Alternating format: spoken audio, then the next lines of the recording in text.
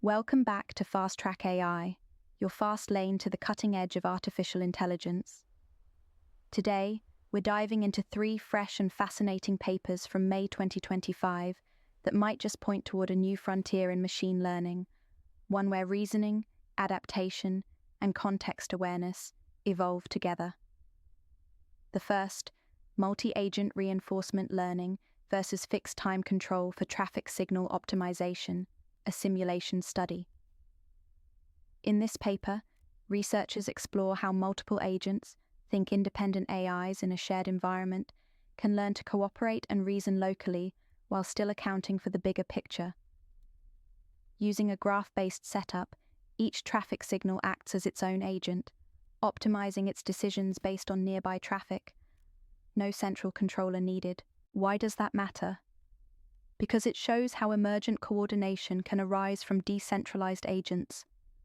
That's a huge deal if you're imagining a future where different parts of an AI mind, like a convolutional neural network, CNN, for perception, a recurrent neural network, RNN, for temporal patterns, and a multi-layer perceptron, MLP, for flexible classification, all contribute their specialized capabilities. These kinds of networks are already common in real-world AI systems. CNNs excel at processing visual data, RNNs help with sequences like speech or time series patterns, and MLPs are general-purpose classifiers.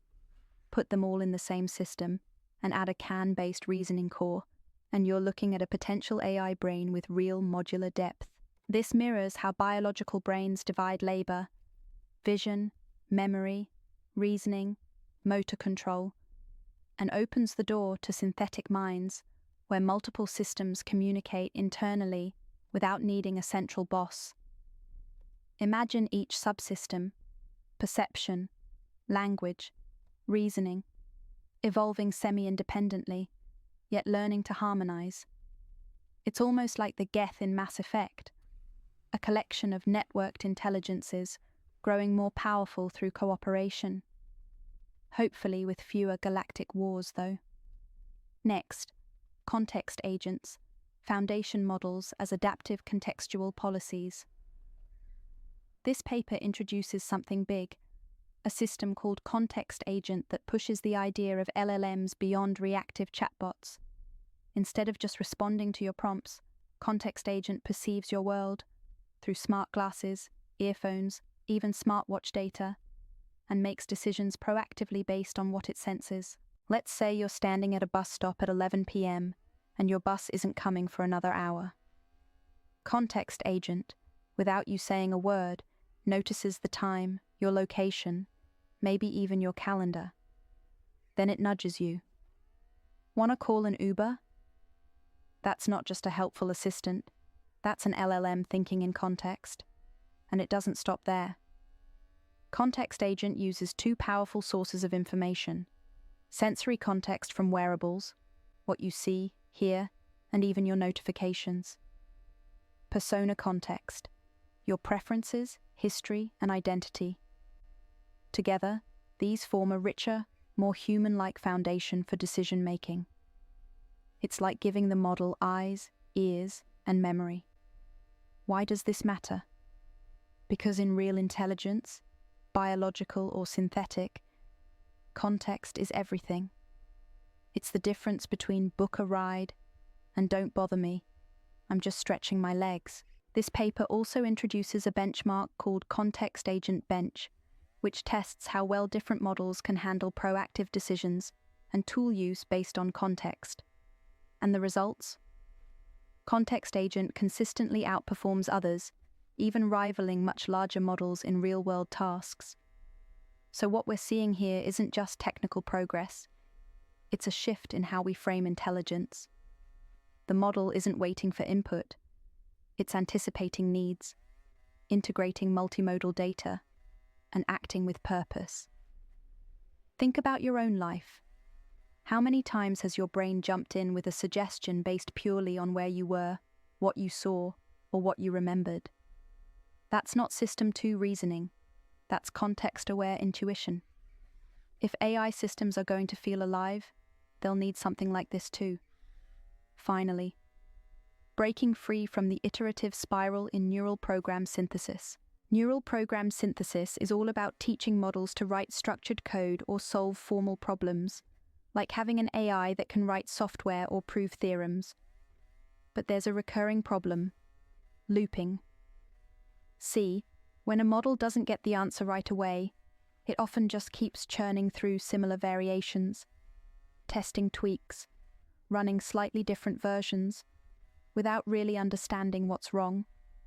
This is what the authors call the iterative spiral, a kind of AI overthinking, where more steps don't always mean better results. This paper tackles that spiral with something called self-breaking tuning.